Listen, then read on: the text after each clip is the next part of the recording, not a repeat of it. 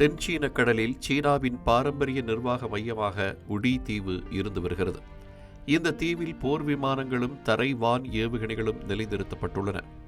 பாரசெல்ஸ் தீவு கூட்டத்தில் உள்ள டிரைட்டன் தீவிலும் விரிவான நீண்ட தூர கண்காணிப்பு கருவிகள் நிறுவப்பட்டுள்ளன. தென்சீன கடலில் உள்ள பாரசன் தீவுகள் பகுதியில் அமைந்திருக்கும் இந்த பவளப்பாறையை செயற்கை தீவாக மாற்றும் பணியை சீனா தீவிரமாக மேற்கொண்டு வருகிறது.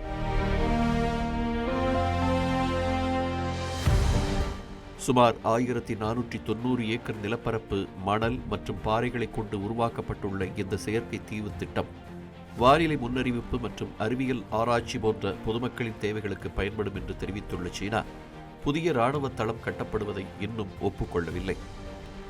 நில மீட்பு பணிகள் முடிவடைந்து ஹெலிகாப்டர் தளம் மற்றும் கட்டடங்கள் கட்டும் பணிகள் தொடங்கியுள்ளன. மீட்கப்பட்ட இந்த நிலப்பரப்பின் வெளிப்புற வடிவத்தை காட்டும் செயற்கைக்கோள் படங்கள் முதன்முறையாக வெளியாகியுள்ளன.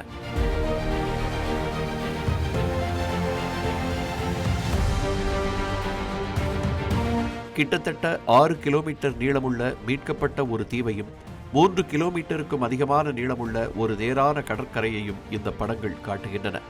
இது ஒரு ஓடுபாதையாக இருக்கலாம் என்று கூறப்படுகிறது. 680 மீட்டர் நீளமுள்ள ஒரு கப்பல் துறை ஒரு ஆழ்கடல் துறைமுகத்தின் முகப்பில் அமைந்திருக்கிறது. அதன் அருகே ஒரு கடலோர காவல் கப்பல் இருப்பதை ஒரு வாண்டோர் படம் காட்டுகிறது. செயற்கைக்கோள் படங்களை வழங்க வணிக நிறுவனமான வாண்டோர் கடந்த ஜூலை 19ஆம் தேதி வெளியிட்ட படங்களில் தீவின் தென்கிழக்கு மூலையில் ஹெலிகாப்டர் தளம் உள்ளிட்ட கட்டிடங்களின் கட்டுமான பணிகளையும் காட்டுகின்றன. பரபரப்பான இந்த நீர்ப்பாதையில் 6 மாத கால பணிக்கு பிறகு சரக்கு படகுகளும் தூர்வாரும் இயந்திரங்களும் வெளியேறிவிட்டதாக தெரிய வந்திருக்கிறது. மீட்கப்பட்ட சுமார் 4 மைல் நீளமுள்ள ஒரு தீவையும் 2 மைல்களுக்கும் அதிகமான நீளமுள்ள ஒரு நேரான கடற்கரையையும் இந்த படங்கள் காட்டுகின்றன. சில ஆய்வாளர்கள் இதை ஒரு சாத்தியமான ஓடுபாதையாக கருதுகின்றனர்.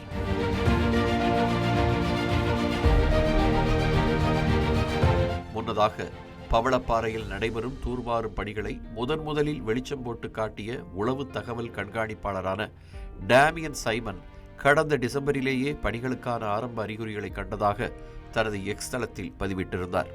இந்த செயற்கை தீவின் முதல்கட்ட பணிகளின் நிறைவு தென்சீன கடலை சீனாவுக்கும் அமெரிக்கா மற்றும் அதன் நட்பு நாடுகளுக்கும் இடையிலான ஒரு இராணுவ மயமாக்கப்பட்ட போட்டி களமாக மாற்றியிருக்கிறது.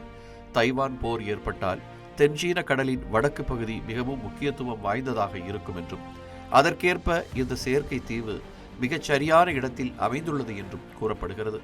பக்கத்தில் உள்ள உடி ஐலண்ட் என்ற தீவை விட பெரியதாகவும் தெற்கே ஸ்பிராட்லிஸ் தீவு கூட்டத்தில் உள்ள தளங்களை விட பெரிய இராணுவ தளமாக விளங்கும் என்றும் கூறப்படுகிறது. இராணுவ மயமாக்கலை விட கடல் பகுதியை சார்ந்து வாழும் அனைவருக்கும் அதனை பாதுகாப்பானதாக மாற்றுவதே இந்த செயற்கை தீவின் நோக்கம் என்று சீன தென்சீன கடல் அறிஞர் டிங் டுயோ கூறியிருந்தார்.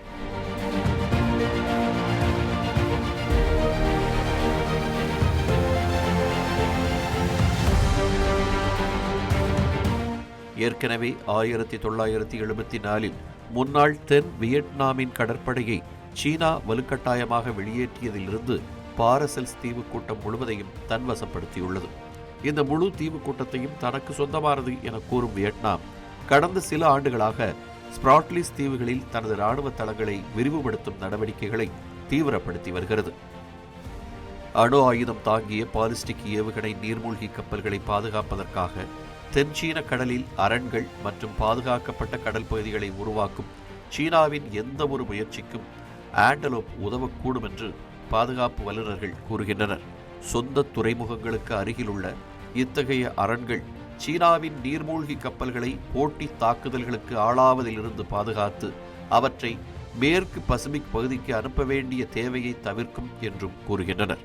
சீனாவின் இந்த நடவடிக்கை அமெரிக்காவுக்கு ஒரு எச்சரிக்கையாகும். இந்த அச்சுறுத்தலை அமெரிக்கா எப்படி எதிர்கொள்ளப் போகிறது என்பதுதான் அடுத்த கேள்வி.